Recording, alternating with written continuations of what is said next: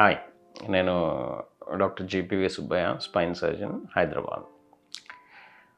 చాలామందికి క్రానిక్ లో back pain అంటే ఎక్కువ రోజుల నుంచి నడుము నొప్పి ఉండి వాళ్ళు చాలామంది డాక్టర్స్ దగ్గరికి వెళ్ళి కన్సల్టేషన్స్ నొప్పి తగ్గక ఫ్రస్ట్రేట్ అయ్యి చాలామందికి డిప్రెషన్ కూడా అసోసియేటెడ్ ఫ్యూచర్ ఉంటుంది క్రానిక్ లో బ్యాక్ పెయిన్లో. వాళ్ళు చాలామంది క్వశ్చన్స్ అడుగుతూ ఉంటారు, సార్ ఇది అసలు నడుము నొప్పికి ఈ పర్మనెంట్ సొల్యూషన్ అంటే శాశ్వతంగా పరిష్కారం ఏదైనా ఉందా అనే క్వశ్చను చాలామంది అడుగుతూ ఉంటారు. దానికి ఆన్సర్ చాలా డిఫికల్ట్ అనమాట. ఎందుకంటే ఈ శాశ్వత పరిష్కారం అనేది అసలు లోపల ప్రాబ్లం ఏంటి అనే దాన్ని బట్టి మనకి పర్మనెంట్ సొల్యూషన్ ఉంటుంది. మనం ఈ బ్యాక్ పెయిన్కి కారణాలు మనం చూసినట్లయితే అంటే ఎందుకు వస్తుంది, కామన్ రీజన్ ఏంటి అనేది చూస్తే ఈ డిస్క్ రిలేటెడ్ ప్రాబ్లమ్స్ వలన చాలామందికి ఈ బ్యాక్ పెయిన్ అది వస్తుందన్నమాట. ఈ డిస్క్ గురించి మనం చాలా వీడియోస్లో చెప్పాము. ఇది మనకి బోన్స్, వెన్నుపూసలు, బోన్స్, నడుములో ఉండే బోన్స్, ఈ ప్రతి 2 బోన్స్ మధ్యలో కుషన్ లాగా ఉండేదాన్ని మనం డిస్క్ అంటాము. ఈ disc it's a type of cartilage అనమాట. అంటే మనకి మోకాళ్ళు జాయింట్లో కార్టిలేజ్ ఎలా ఉంటుందో, హిప్ జాయింట్లో కార్టిలేజ్ ఎలా ఉంటుందో, సో ఇది ఒక టైప్ ఆఫ్ కార్టిలేజ్ అనమాట. ఇది అరగడానికి అవకాశాలు ఉన్నాయి. దీన్నే మనం డీజనరేటివ్ డిస్క్ డిసీజ్ అంటాము. ఇక్కడ మనం అర్థం చేసుకోవాల్సింది ఏంటంటే ఈ పర్మనెంట్ సొల్యూషన్ అంటే శాశ్వత పరిష్కారం అనేది లోపల ప్రాబ్లమ్ని బట్టి ఉంటుందన్నమాట. ఇప్పుడు ఫర్ ఎగ్జాంపుల్ ఈ డిస్క్ అరుగుదల అనే సమస్య ఉన్నది. ఇది కామన్ రీజన్, మేము ప్రాక్టీస్లో రెగ్యులర్గా చూసే కామన్ ప్రాబ్లము ఈ డీజనరేటివ్ డిస్క్ డిసీజ్. ఇక్కడ దీని గురించి మనం అర్థం చేసుకోవాల్సింది ఏంటంటే ఈ డీజనరేషన్ అనేది పర్మనెంట్ ప్రాసెస్. అంటే ఒకసారి అరిగిన దాన్ని మనం వెనక్కి తీసుకురావడం అనేది కుదరదన్నమాట.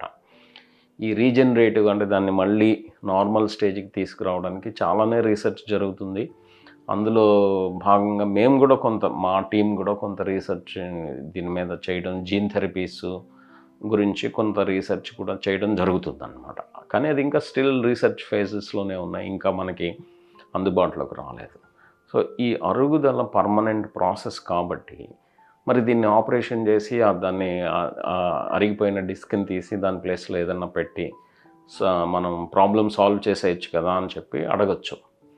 కానీ ఈ ప్రాబ్లం ఉన్న వాళ్ళల్లో చాలామంది అంటే 95% అంతకంటే ఎక్కువ మందికి మెడికల్ ట్రీట్మెంట్లో నొప్పి చాలా వరకు తగ్గిపోయి వాళ్ళ నార్మల్ లైఫ్ వాళ్ళు లీడ్ చేస్తూ ఉంటారు. 95% మంది. ఏదో కొద్ది మంది మాత్రమే అంటే లెస్ దెన్ 5% మెంబర్స్ అంటే పేషెంట్స్ మాత్రమే వీళ్ళకి ఇబ్బంది పడుతూ మెడికల్ ట్రీట్మెంట్ వాడిన నొప్పులు తగ్గకుండా ఇబ్బంది పడుతూ ఉంటారు. అటువంటి వాళ్ళల్లో మనం సర్జరీ చేసి ఆ డిస్క్ అరిగిన దాన్ని తీసేసి దాని ప్లేస్లో ఏదైనా మెష్ లాంటిది పట్టి అది బోన్ని ఫ్యూజ్ చేసేయడం వల్ల ఫ్యూజన్ ఆపరేషన్ అంటాం. ఫ్యూజన్ ఆపరేషన్ గురించి మనం వీడియో కూడా చేయడం జరిగింది, అది కూడా మీరు చూడొచ్చు.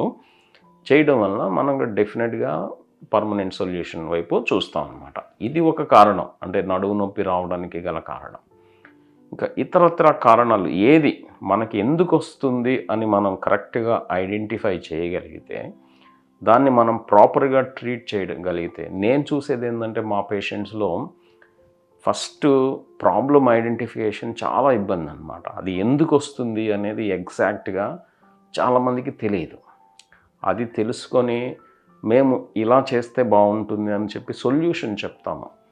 కానీ అందరూ ఏంటంటే చాలా పేషెంట్స్ ఏదో జలుబు, దగ్గు, జ్వరం లాగా ఏదో ఒక ట్యాబ్లెట్ వేసుకుంటే ఇది మాయమైపోతుంది అని చెప్పి అనుకుంటూ ఉంటారు. కానీ ఇవి బ్యాక్ ప్రాబ్లమ్స్ అలా ఉండవు.